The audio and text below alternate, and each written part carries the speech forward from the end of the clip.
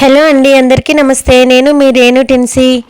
నేను ఈరోజు పంచమ పీఠాలలో మొదటి పీఠమైన శ్రీ చండికాంబ సహిత సోమేశ్వర స్వామి టెంపుల్ను చూపించాలనుకుంటున్నాను. ఈ చండికాంబ సహిత సోమేశ్వర స్వామి దేవస్థానం మన తెలంగాణలో కొలనుపాకలో శ్రీ సోమేశ్వరాలయంగా లేదా 1000 లింగాల దేవాలయంగా పిలువబడుతుంది. ఇక్కడే శివుడు స్వయంభూ లింగ రూపం అండి. అయితే పంచమ పీఠాలలో ఈ సోమేశ్వర ఆలయము మొదటి స్థానంగా చెప్పబడుతుంది. రెండవ స్థానము ఉజ్జయిని, మూడవది కేదార, నాలుగవది శ్రీశైలం, ఐదవది కాశీపీఠంగా చెప్తారండి. అంత మహిమ గల ఈ సోమేశ్వర ఆలయం మన తెలంగాణలోనే భువనగిరి జిల్లాలో కొలనుపాక గ్రామంలో ఉంది. అయితే ఈ ఆలయంలోని లింగము కృతయుగంలో బంగారు లింగంగా, త్రేతాయుగంలో వెండి లింగంగా, ద్వాపర యుగంలో రాగి లింగంగా, కలియుగంలో శిలాలింగంగా అవతరించిందని ఉందండి. అయితే ఇక్కడ చండికాంబ సహిత సోమేశ్వర స్వామి దేవస్థానంలో శ్రీ ఆది జగద్గురు రేణుకాచార్య శ్రీ సోమేశ్వర స్వామి మహాలింగం నుండి ఉద్భవించి 1000 సంవత్సరాలు సోమేశ్వర లింగంలో లీనమైనట్లు శ్రీ సిద్ధత్త శిఖమణి అనే గ్రంథంలో ఉంటుంది. 4000 సంవత్సరాలు కలిగిన ఈ ఆలయం చాలా పురాతనమైనది. ఈ ఆలయంలో చాలా ఉప ఆలయాలు ఉన్నాయండి. శ్రీ చండీశ్వర మాత ఆలయము, శ్రీ కుందమాంబ ఆలయము, శ్రీ మల్లికార్జున స్వామి ఆలయం, శ్రీ సహస్రలింగేశ్వర ఆలయము, శ్రీ రుద్రమహేంద్ర స్వామి ఆలయము, శ్రీ కాలభైరవ ఆలయము, శ్రీ కుమారస్వామి, శ్రీ వీరభద్రస్వామి ఆలయము, పురావస్తు శాఖ మ్యూజియము, ముందు భాగాన ప్రమాణ మండపము ఉంటుంది. భారీ సహస్రలింగం ఉండటం వలన 1000 లింగాల గుడి అని కూడా అంటారు. ఈ చుట్టూ ఉన్న మండపం చూడండి ఎన్ని రకాల దేవతా శిల్పాలు ఉన్నాయో. బ్రహ్మ, విష్ణు, మహేశ్వరులు, అలాగే అమ్మవార్లు కూడా, నాగమ్మ, అందరి దేవతా శిల్పాలు ఉన్నాయి. అలాగే సప్తమాత్రికలు, శిలా పలకాలు కూడా ఉన్నాయి. అందరూ ఉన్నారండి. అయితే ఈ ఆలయంలో ప్రధాన దైవం స్వయంభూ లేదా సోమేశ్వర స్వామి రూపంలో శివుడు మరియు అతని భార్య శక్తి లేదా దేవి చండిక ఉంటారండి.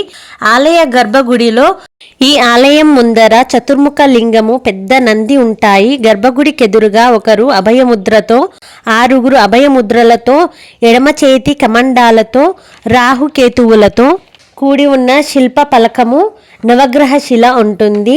అయితే ఈ సోమేశ్వరునికి దక్షిణంగా ఉన్న గుడులలో మల్లికార్జునుడు లింగ రూపంలో ఉంటాడండి. రెండవ గుడిలో చండికాంబ అమ్మవారు ఉన్నారు. అలాగే అమ్మవారి పక్కన శ్రీ కుందమాంబ అమ్మవారు ఉంటారు. ఇంకా అటు ప్రధాన ఆలయం బయటి వైపు కాకతీయులచే ప్రతిష్ఠించబడిన సహస్రలింగ దేవాలయం ఉంటుందండి. అయితే ఈ చండికాంబ సహిత సోమేశ్వర స్వామి దేవస్థానము మనకు హైదరాబాద్ నుంచి 94 కిలోమీటర్స్ దూరంలో ఉంటుందండి. అలాగే మన తెలంగాణ తిరుమల అయిన యాదగిరిగుట్ట శ్రీ లక్ష్మీ నరసింహస్వామి దేవస్థానం నుండి 24 కిలోమీటర్ల దూరంలో ఉంటుంది ఈ ఆలయము. అలాగే ఇంకా కొలనుపాకలో చూడవలసింది జైన మందిర్ కూడా ఉంటుంది. మేము అక్కడికి కూడా వెళ్ళాము. అయితే మేము ఈ గుడికి కార్తీక పౌర్ణమి రామప్ప టెంపుల్లో జరుపుకొని కార్తీక పౌర్ణమి మరుసటి రోజు ఈ గుడికి వచ్చామండి. ఇక్కడి నుంచి మేము జైన్ మందిర్ అలాగే యాదగిరిగుట్ట కూడా వెళ్ళాము. రామప్ప టెంపుల్, మేడారం సమ్మక్క సారక్క, అలాగే యాదగిరిగుట్ట టెంపుల్ కూడా పెట్టాను. ఆ వీడియో చూడని వాళ్ళు ఉంటే చూడండి. ఇలా ప్రధాన ఆలయానికి ముందు ఉన్న వరండా మొత్తము శిల్పాలతో ఉంటుందండి. చాలా బాగుంటుంది. ఇక ఈ సోమేశ్వర ఆలయము చూడండి ఎలా ఉందో. గర్భగుడి లోపల కూడా నేను శివలింగాన్ని చూపిస్తాను. ఇది ధ్వజస్తంభం అండి. ధ్వజస్తంభం కింద ఇలా అమ్మవారు ఉన్నారు. ఈ ధ్వజస్తంభం ముందరనే నంది ఉంటుంది. చూడండి ఎంత బాగా ఉందో నంది. ఆ నందీశ్వరునికి మనము తన చెవిలో మన కోరికలు చెప్పుకోవాలి. అప్పుడే ఆ కోరిక శివునికి చేరుతుందంట.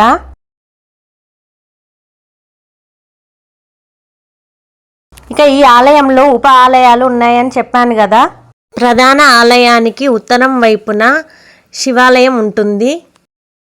ఆ శివలింగాన్ని చూడండి.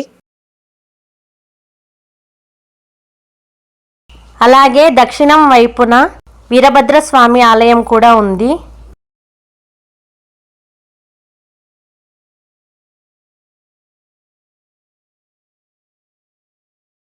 చూడండి ఆ వీరభద్ర స్వామిని. అలా ఉప ఆలయంలో ఉన్న శివుడిని అలాగే శ్రీ వీరభద్ర స్వామిని దర్శించుకొని ఇక ప్రధాన ఆలయంలోకి వెళ్ళాము. ఇదిగో కనిపించేది ప్రధాన ఆలయం అండి.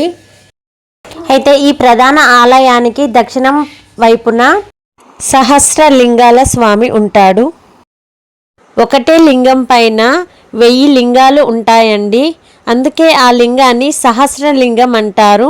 ఇక ఆ సహస్రలింగాన్ని దర్శించుకుందాము. అయితే ఒకే లింగం పైన 1000 లింగాలు ఎందుకు చేశారంటే ఈ కొలనుపాక మొత్తంలో 1,000,000 లింగాలు ప్రతిష్ఠించాలని అప్పుడు రాజులు నిర్ణయించారంట. అయితే ఈ 1,000,000 లింగాలను ఒక సమయం వరకే ప్రతిష్ఠించాలని వాళ్ళ నియమం ఉందంట.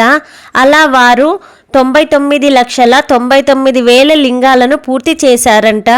సో సమయం కొద్దిగా ఉందని వారు నిర్దేశించిన సమయానికి 1,000,000 లింగాలను పూర్తి చెయ్యాలని వారు ఒకే లింగంపై 1000 లింగాలను ఏర్పాటు చేసి వారు నిర్దేశించిన సమయానికి కొలనుపాకలో 1,000,000 లింగాలను ప్రతిష్ఠించారంట. అలా ఈ సోమేశ్వరాలయంలో ఒకే లింగంపై 1000 లింగాలు ఉన్నాయి. అందుకే ఇక్కడ శివలింగాన్ని సహస్రలింగం అని కూడా పిలుస్తారు. ఈ గుడిని 1000 లింగాల గుడి అని కూడా అంటారు. చూడండి శివలింగాన్ని, ఒకటే లింగం మీద చిన్న చిన్న శివలింగాలు ఎలా ఉన్నాయో ఇవన్నీ కలిపి మొత్తము 1000 శివలింగాలండి. ఓం నమః శివాయ, హర హర మహాదేవ, శంభో శంకర. ఈ విధంగా మేము సహస్రలింగేశ్వరుణ్ణి దర్శించుకొని ఆ స్వామివారికి దీపధూప నైవేద్యాలు సమర్పించి ఆ స్వామివారి సన్నిధిలో కొంత సమయం గడిపి ఇక ప్రధాన ఆలయానికి వెళ్ళామండి. ఈ ప్రధాన ఆలయంలోనే పంచమ పీఠాలలో మొదటి లింగమైన సోమేశ్వరుని లింగం ఉంటుంది. ఈ ఆలయంలోని శ్రీ సోమేశ్వర లింగము కృతయుగంలో బంగారు లింగంగా, త్రేతాయుగంలో వెండి లింగంగా, అలాగే ద్వాపర యుగంలో రాగి లింగంగా, కలియుగంలో శిలారూపలింగంగా ఉన్న లింగాన్ని చూపిస్తాను చూడండి. ఇక ప్రధాన ఆలయంలో చూడండి శ్రీ కాలభైరవ స్వామి సింధూరం రంగులో ఉన్నాడు. ఇది ప్రధాన ఆలయం లోపలండి. చూడండి నందీశ్వరుడు ఎంత పెద్దగా ఉన్నాడో. ఈ ప్రధాన ఆలయం లోపలనే చాలా దేవతలు ఉన్నారండి, దేవతామూర్తులు ఉన్నారు, శివలింగాలు కూడా చాలా ఉన్నాయి. చూడండి ఎటువైపు చూసినా శివలింగాలే కనిపిస్తూ ఉన్నాయి.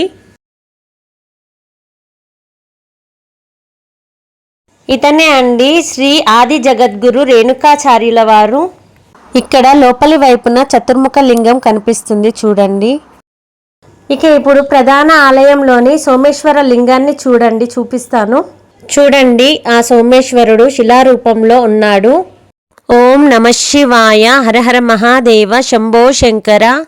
ఆ వెనుక కనిపించే శివలింగం పైన ఉన్నటువంటి వారు శ్రీ ఆది జగద్గురు రేణుకాచార్యుల వారండి. వారు శివలింగం పై నుంచి ఉద్భవించారు. అలాగే ప్రధాన ఆలయం ముందు నవగ్రహాలు అలాగే చతుర్ముఖ శివలింగం కూడా ఉంది చూడండి. ఇక ఇటువైపు శ్రీ మల్లికార్జున స్వామి వారండి, గణపతి దేవుడు. ఇక్కడ చండిక అమ్మవారు ఉన్నారు. చూడండి అమ్మ ఎంత చక్కగా ఉన్నారో. అలాగే ఇక్కడ కుందమాంబ అమ్మవారు, ఇక్కడ నాగమ్మలు. మనము 2 కొబ్బరికాయలు తీసుకోవాలి. ఒకటి సహస్రలింగేశ్వరుని దగ్గర, మరొకటి అమ్మవారి ముందు కొట్టాలి అండి. అయితే ఒక ముఖ్య గమనిక అండి, ఈ ఆలయము ఎంతో మహిమ కలిగిన ఈ ఆలయము చాలా పురాతనమైనది కావున శిలావస్థకు చేరినది కాబట్టి ఎవరైనా దాతలు ఉంటే సహకరించగలరు. ఇంత మంచి శిల్ప సంపదను మనం ముందు తరాలకు అందించవలసిన అవసరము మనకు ఉన్నది కాబట్టి భక్తులు ఎవరైనా ఉంటే వారు సహాయ సహకారములు అందించవలసిందిగా కోరుతున్నాను. Thank you for watching.